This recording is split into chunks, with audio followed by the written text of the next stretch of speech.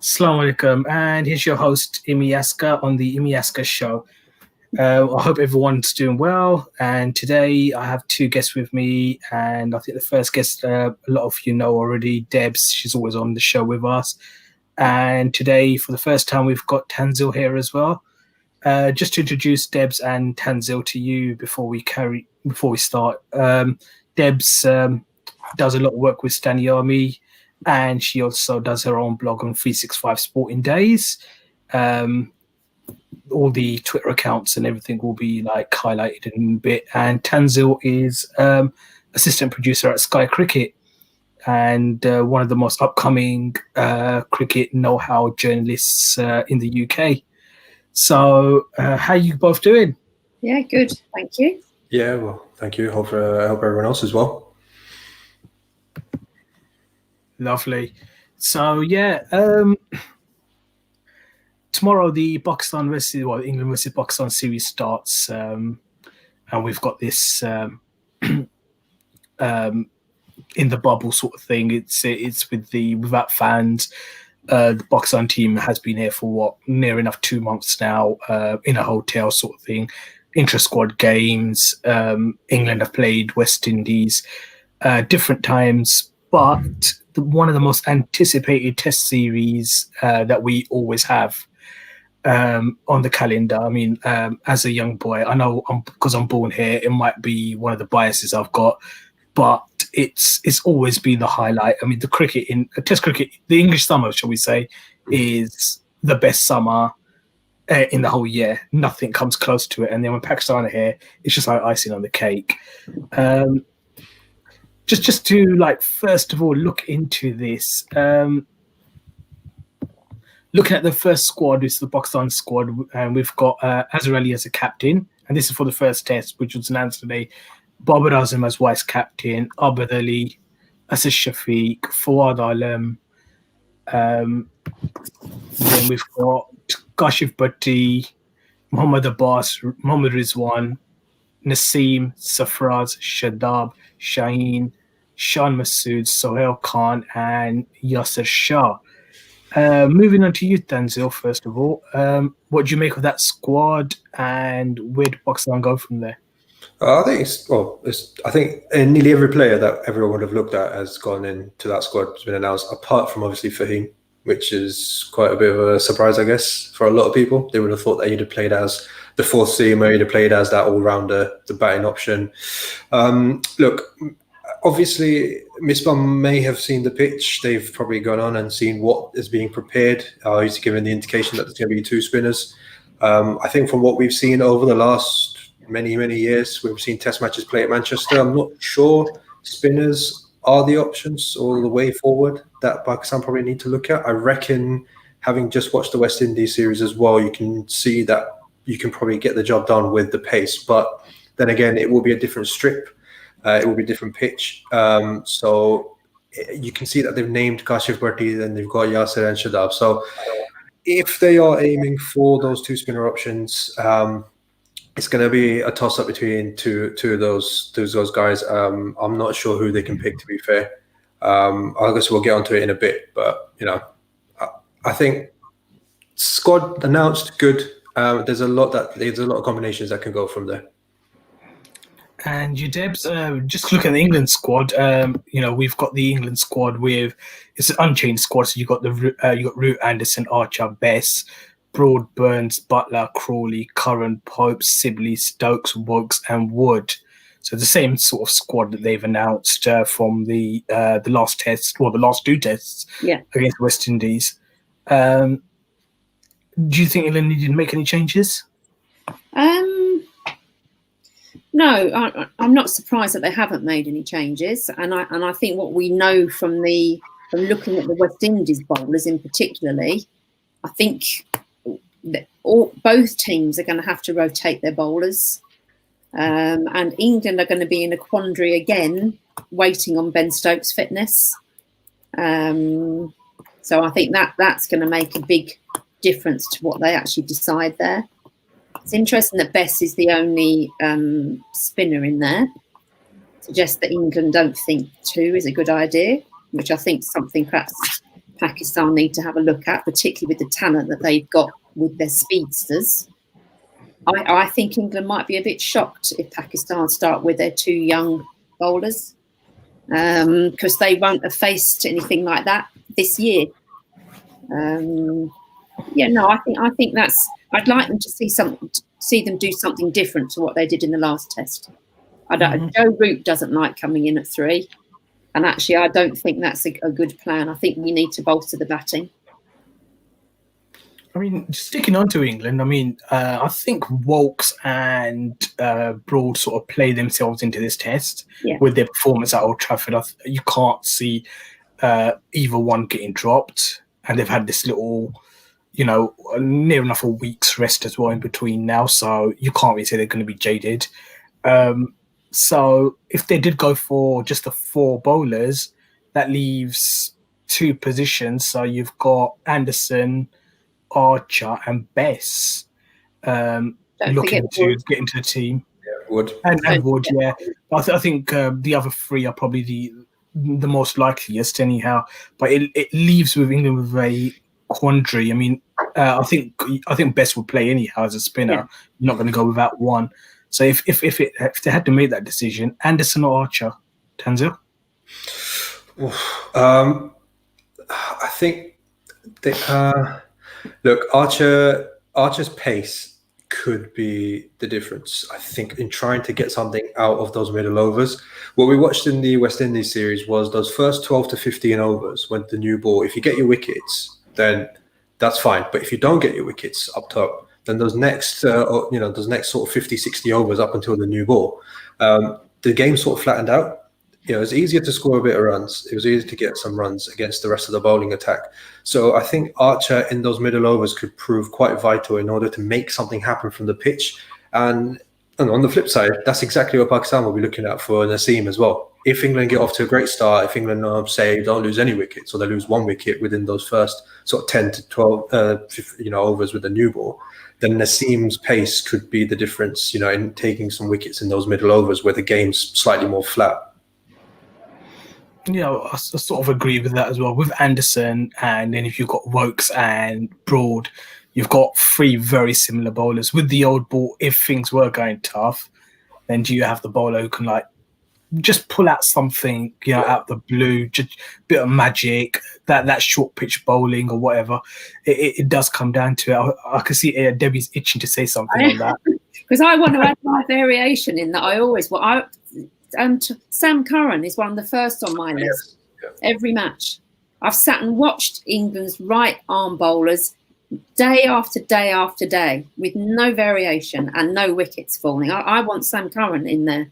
And he's an all-rounder. So I've said this to a few people that every team needs a Sam Curran. Yeah. I think just that guy who can offer you something different with the angle, with the movement of the ball, and also obviously lower order batting. He's gonna be a fine player. Yeah. And the other thing about him is he some people were born with a golden spoon. He seems like that person. Whatever he does, it turns into gold. He always has a way of doing it, and whatever he does, whatever he tries, it always works for him. It's a unique sort of talent that not many people have that, but he seems to have that. He has a golden touch. I'm going to move back to the Pakistan team, and I'm going to go back to Tanzil first. There's this rumor about this predicted lineup, and I'm going to quickly show the predicted lineup at the same time. Abid, Shan, Azad, Babar, Asad, Rizwan, Shadab, Yasser, Naseem, Shaheen, and Abbas. Now, going by what Misbah said yesterday, and that could have been completely a bluff. Could be trolling. Or it could be completely a truth, and now it's everywhere on social media. Pakistan are going with 2 leg spinners and a batsman short. Would you do that? Personally, no. I think, look, again, like I said, we don't know the pitch. We haven't seen it. But if you generally look at the history of Old Trafford, I think out of 260 or 280 wickets that have been taken at the ground, 46 of them have been taken by spinners. So I wouldn't say that taking 2 spinners is the way forward. I would personally go with the extra batsman because, again, when we go back to the West Indies series, what we saw is you need that first inning score. You set that first inning score and there's a massive chance that you can win the game. And if your batting lineup is long, then obviously you've got a great chance to do that. So I agree with about maybe 90% of that team that we can see on the predicted lineup. I would probably change a few around though. Mm-hmm. I mean, like, one of the arguments you're always going to get is with Pakistan, and Dev, I'm going to come to you in that. It's like the bowling's always going to win you the games. So some people say, well, why not go for 5 bowlers? But then on the flip side, with Pakistan, I've always looked at it personally and said, well, 4 bowlers are enough as long as the batsmen's put that decent score on the board. If they give the bowlers enough chance to play around with, so say if the batsmen Pakistan batted first and they get 320, 330, 9 times out of 10 I will back Pakistan to the bowlers to fire and create something out of that. Now, would 5 batsmen and then the wicket keeper be the right solution? No. I think that you need to have 6 batsmen and the wicket keeper.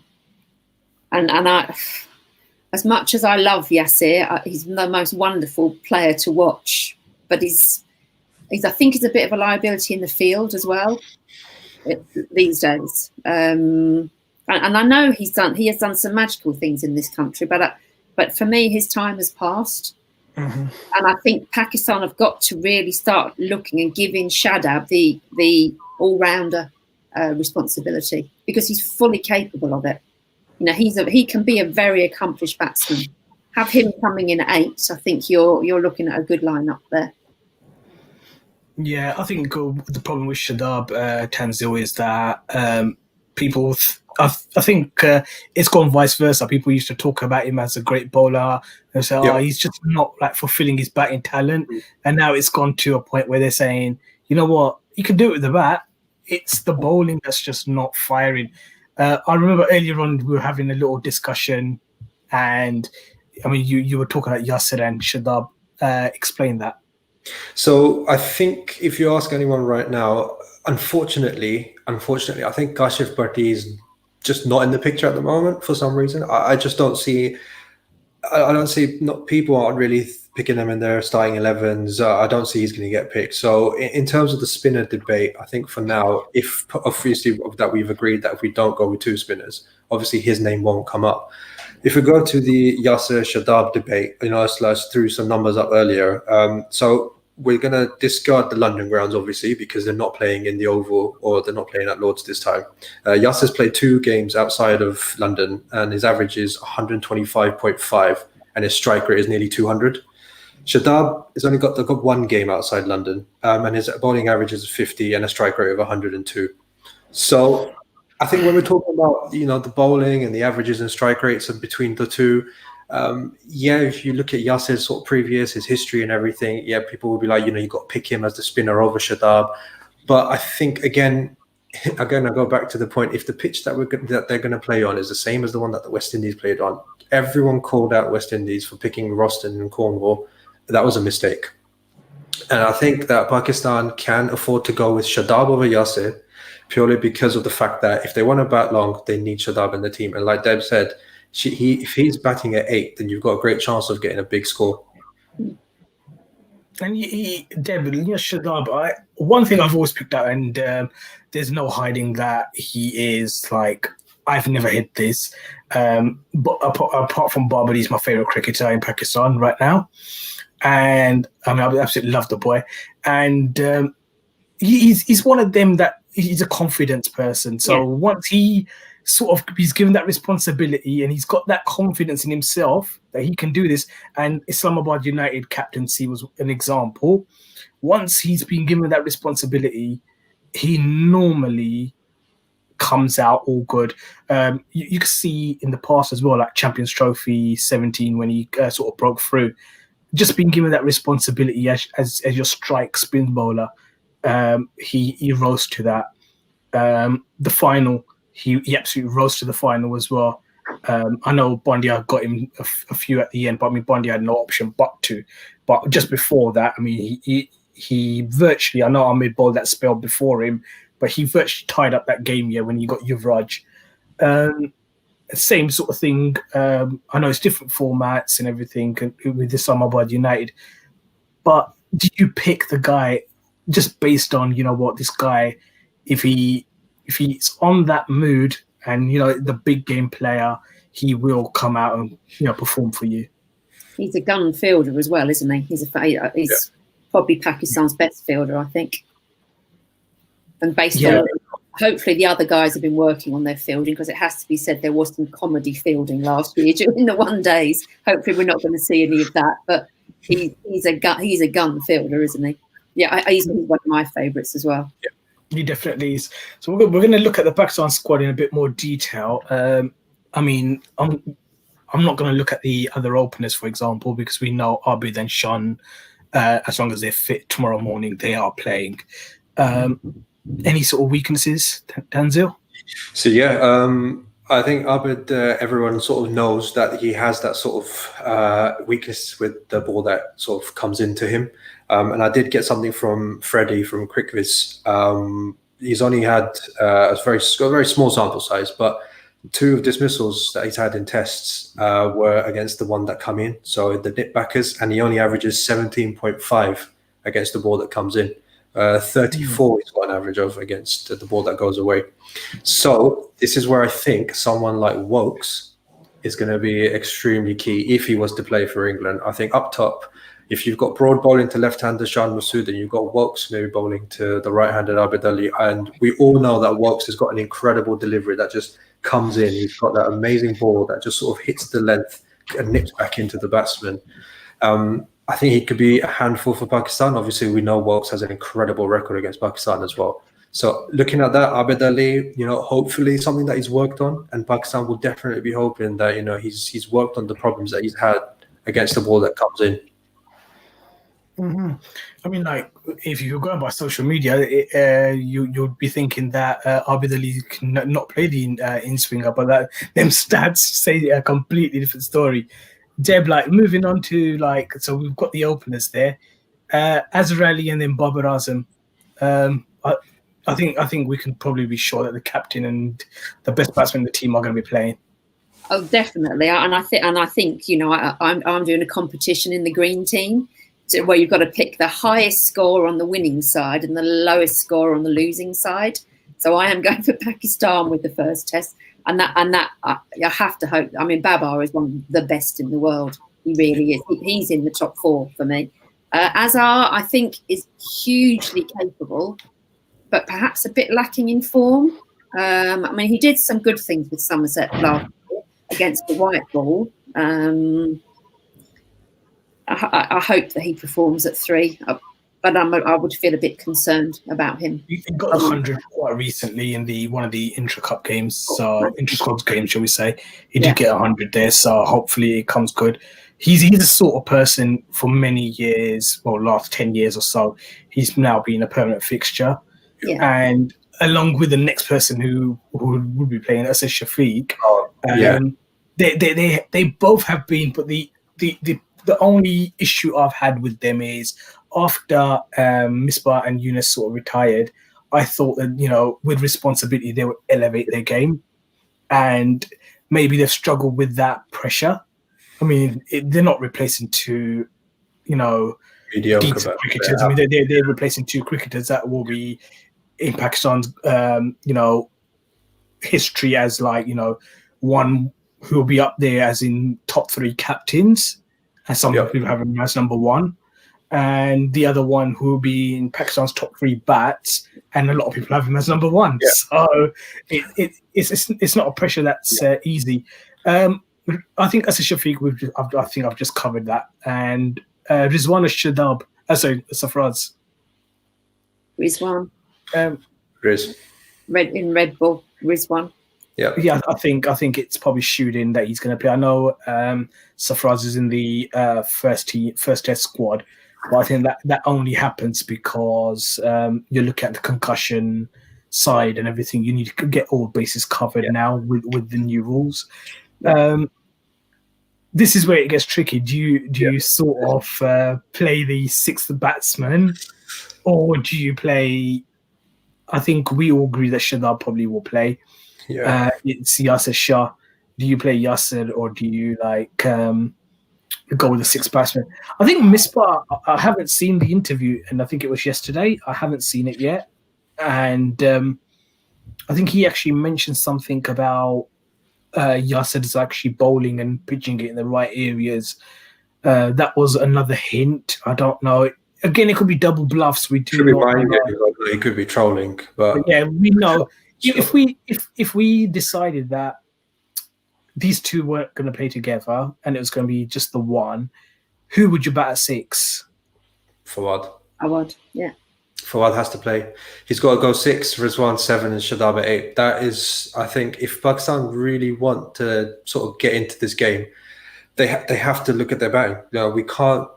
They can't just go with 5 batsmen and the keeper and think, job done. Because if you lose your first 3 wickets in the first 12 overs, that's it. That's pretty much your innings done. And so, that's why they need to have that, long batting depth. And I think up to Shadab at number 8, that could sort them out. Mm-hmm. I mean, again, then like the other two are going to be Naseem and Shane. I think everyone knows them two will definitely play and hopefully stay fit as well throughout. This was one of the things I was really, really looking forward to this summer, and actually going to a couple of games as well, thinking that, what, I'll actually get to see them play with red ball cricket. Obviously, I haven't seen Naseem play live anyhow, and Shane not with the red ball. So it would have been an amazing experience to see them both play.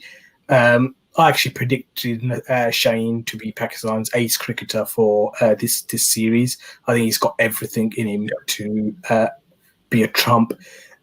We had this question that came in, and that's why I didn't say anything about Abbas straight away. But we had this question from someone who said, and it was Observer 603, who should Pakistan have in their playing 11, Abbas or Sahel Khan? Tanzil? Mm-hmm.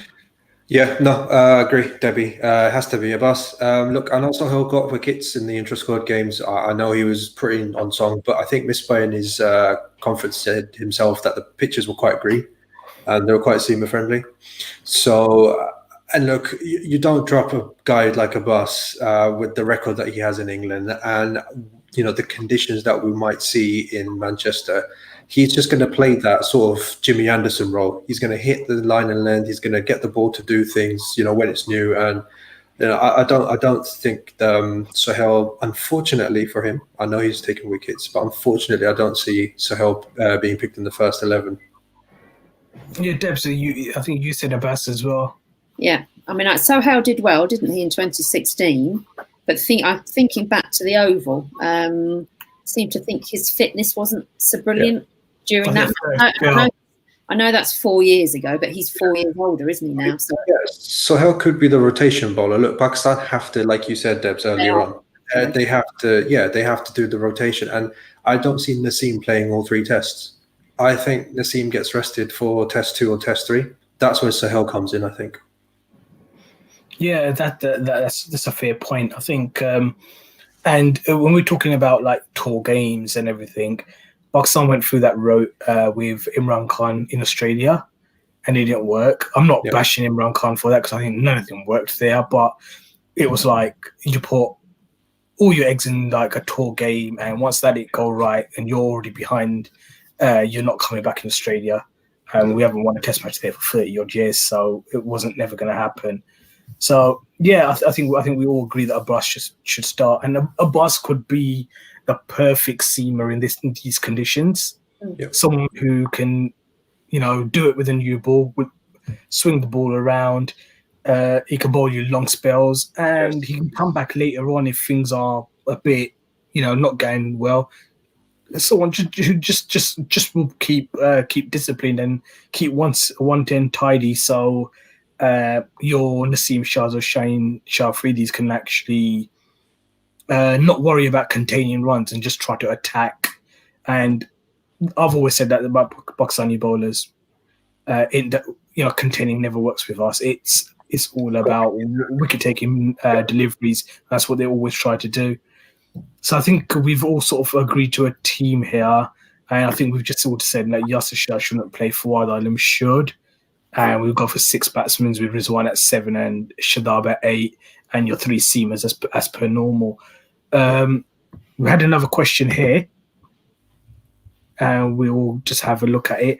Thoughts on playing two spinners seems as if Misbah's for once looking to win a test match.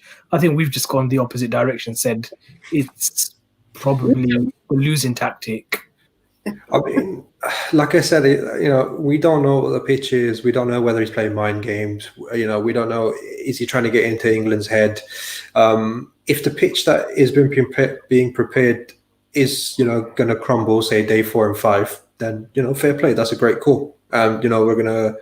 He's going to pick two spinners and they might do the job for Pakistan. But we can only go on what we've seen at Manchester. We can only go on what we've seen during the West Indies series. And that is, one spinner is going to be more than enough. But, we don't know. Yeah, there's a guest appearance that we always talk about. We've had a few comments as well. Before I go to some of the questions that we already had ready for ourselves, John's says that I still thought extra batsmen need for any team while touring England unless you have a great all-rounder. I think we've all agreed that, you need the extra batsman unless you've got a great all-rounder, which we don't seem to have at the moment. Not a great seeming all-rounder anyhow. And then he also said that England's middle play spin well, so I think it's better to have the extra batsman than an all-rounder like Shadab, who might be fragile. So I think he's probably saying that you play Yasser and you play your 6 batsmen and you play 4 specialist bowlers sort of thing. Just go try and test it. And Asif Javed says, will you play an extra bowler rather than extra bowler in absence of a genuine all-rounder? I guess batsman he means. I think yeah. That's why I have to reread that. I think he means, would you play just an extra batsman? Then I think we've just touched on that. Or you can, maybe on the flip side, the question was, would you play an extra bowler as opposed to batsman? So would you try and get Sohail Khan in instead of that extra batsman? That throws it a bit. Do what England did in the last test, basically. Yeah. The problem is then you're sort of just banking on your bowlers to produce the goods, because your batting's very, very slim, and there's a lot of pressure on them then. And then he also said this is a trade-off between the extra 20 to 25 runs as an extra bowler for putting the relentless pressure on England. So I think he means that having playing the extra batsman. Yeah, fair enough. That's what we agree on. He's trying to say, like, it's a balance. Like, say you play Shadab, he might get you 20 to 25 runs. No, this is a trade-off between extra 20 to 25 runs and an extra bowler for putting relentless pressure on England.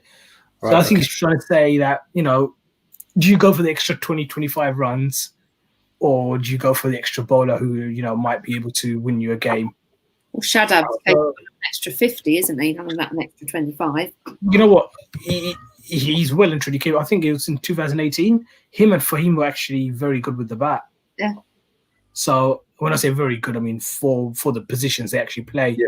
Yeah. We've got another question here, and I'm going to go to Tanzil for this one. It's about Fawad, where he should be batting, upper order, lower order.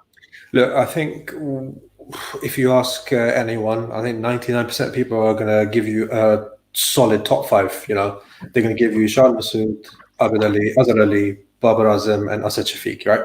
So they really only leave Fawad to bat in the lower order. And for me, he has to bat 6. No higher, no lower. 6, and then 7 is got to be keeper. So Rizwan, and then 8 Shadab.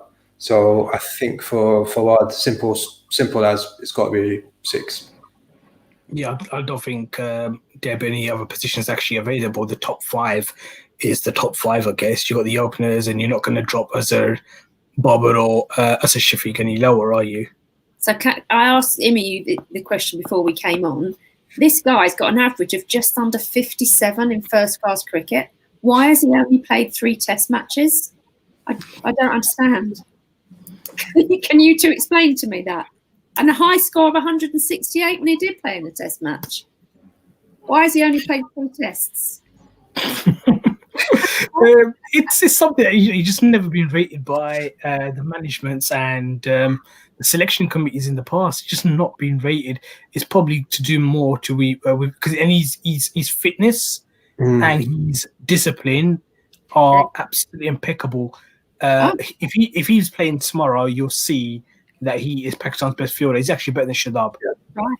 Right. But there's a thing about his batting technique, and I guess the selectors have never bought into that. I feel like they probably struggled to find a place for him, if you know what I mean, over the last few tours. Like I said, for me, he only bats at 6. Given the squad that we pick, I don't really see him batting anywhere else. And I think this is the problem that the selectors have probably had, that they've had positions filled, especially when Fahim was playing. They've had these positions filled where they haven't had the need for Fawad. So I think they should play him. I'm not sure if they're going to play him again, but that just remains to be seen tomorrow. Yeah, I guess so. Unless he's the second spinner. He hardly bowls himself. He hardly bowls himself. Ahmed Rajput asks, you got two questions for us. And the first one, he said, what team combo do you guys think Pakistan should go ahead tomorrow? 5-1-5 or 6-1-4, batsman, wicketkeeper, bowler. So he's basically just said, like, again, the same question that we're all asking is, like, should we go with the 6 batsmen or not? I think we've all gone for you go with the 6. And his other question that he's just asked us is, what do you guys think of not having Iftikhar Ahmed in the squad? 1 leggy and 1 off is probably better than 2 leggies. I was actually surprised, Tanzil, that he never got picked in the final, the shortened test squad. I think, again, his position is sort of like 6. So, you're looking at someone. Look, I agree, I mean, okay, maybe we haven't really seen too much of him, but then again, we haven't seen too much of Fawad either. So it's not nothing. We can't really go on anything that we've seen of Fawad at the moment. Given now, if you compare both of them, and yeah, he will also, he'll do the Joe Root sort of thing. He'll bowl you a few, overs of off spin. But it's a fair point, he'll offer you a different angle. He'll offer you a different approach as opposed to playing 2 leggies. So, I'm not mad he's not in the squad, but I wouldn't be mad if he was. So I think it's a bit of a grey area with Iftikhar. Yeah, I think we've just had a comment by Sirish Jamil, and she's a question for all of you. Who do you think can be the trump card for Pakistan in the first test? I just said that, I predicted Naseem for the whole series, so I'm going to stick with Naseem. Shaheen. I'm going to stick with Shaheen for the whole series anyhow. And Deb? I want it to be Naseem this week. I really want to see him shine. I think he's so exciting. Tanzil? Yeah, look, bowling-wise, we have to agree that Naseem is the one that everyone is looking forward to. Look, we have to look at the batting as well, because I think there's a few guys in there who've got some demons to get rid of. Look, we're looking at Shan Masood. I think he's got a point to prove, definitely up top. He's had a decent comeback, I think, into the squad. So I think up top he could provide something really special if he's found his mojo. And let's not forget Asad Shafiq. I think we often overlook Asad. So these 2 guys, I think, have got a lot to prove. They've got some demons to get rid of. Mm-hmm. Sean, you just mentioned Sean, and like I've known Sean for many years on a personal level, and like there was this point, where in his career, and he was in and out sort of thing, and playing a test match every year sort of thing.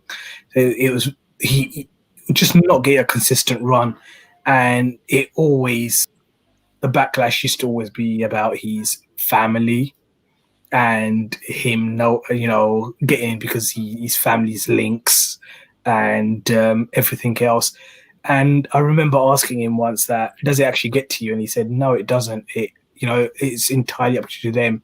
If they want to keep criticizing me on my family, it's up to them. But I'll keep trying hard. One thing I think no one can bash about Sean is his fitness and his work rate. It's incredible. Year in, year out, test after test, he always tops it. So I just wanted to quickly put that out for him. And I think that sort of goes for Imam as well right now. Yeah. Learn from Sean and say, you know what, just be quiet and let the bat do the talking. Funny To be enough, fair as to him, soon like, as Sean has actually started performing after the South Africa series, I haven't seen a single person talk about his family. It's weird, isn't it?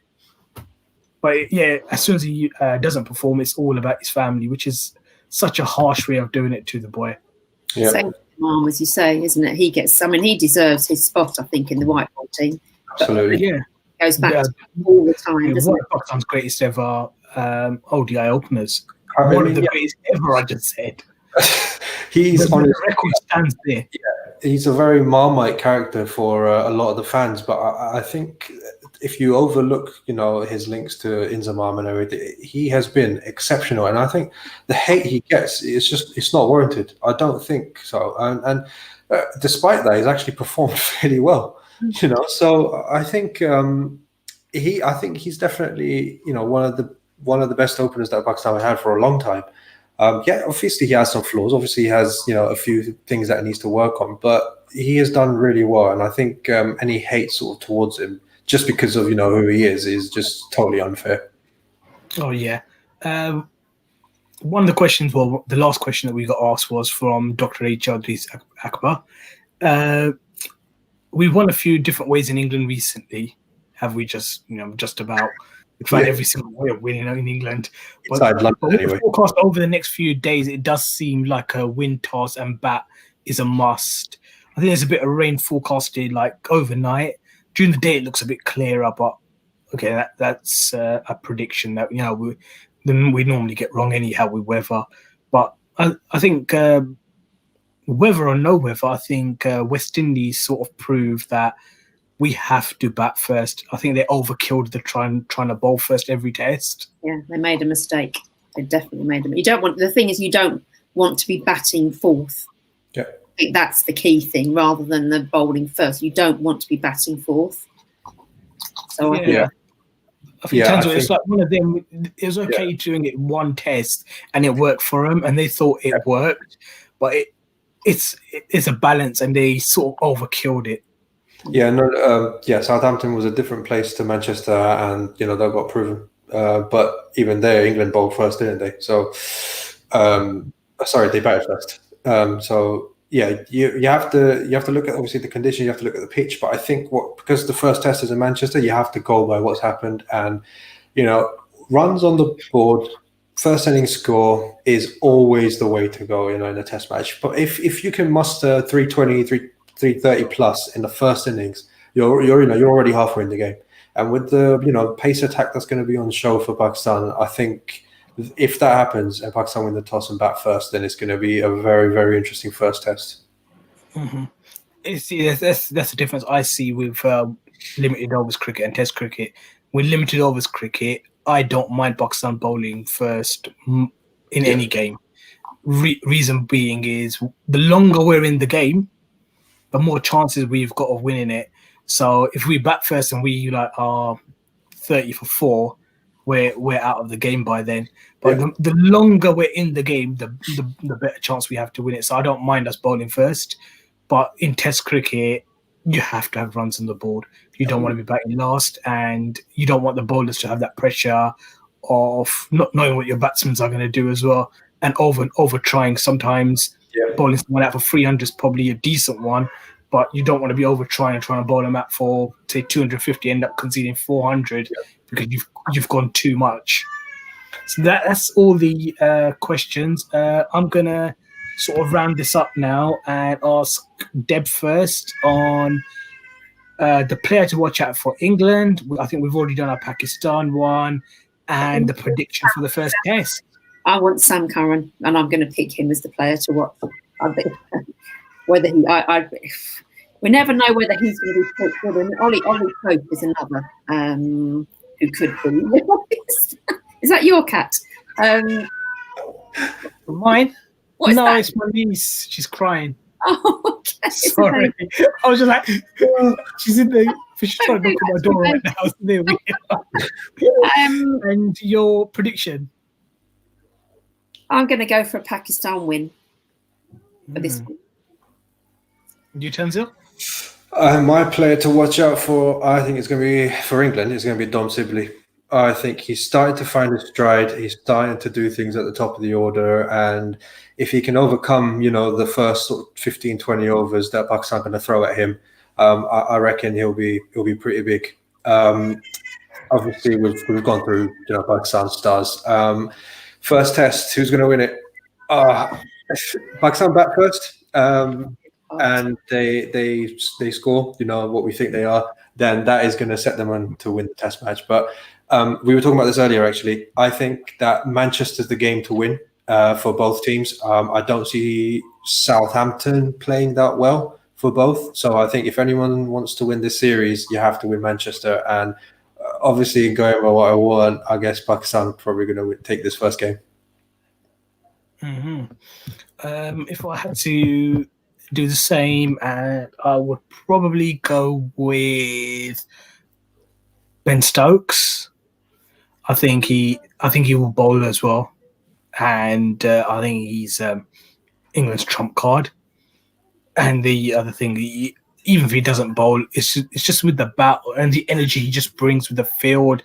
The energy he just gives to the whole 11. He's the player to watch out for. And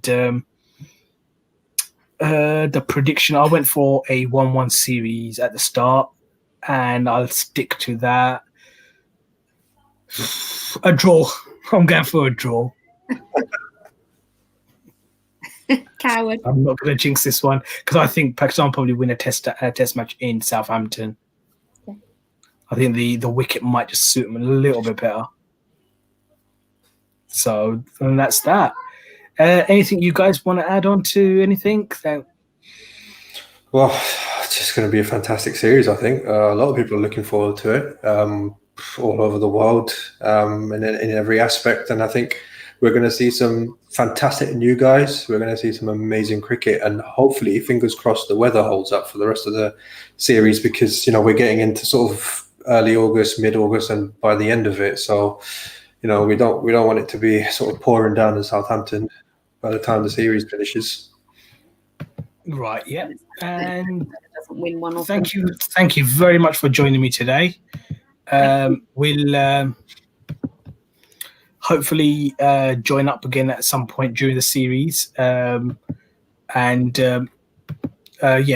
thank you. And just for the viewers, we're going to be doing a video vlog every day after the day's play, just to sum it up, how the test has gone so far on that day, and then just to have a look forward to like the day's play further. It promises to be a great series, so I really do hope. And thank you very much for tuning in. And again, you too, thank you for giving me your time here. Thanks. You very much, everyone. Have a good evening. And you. Bye.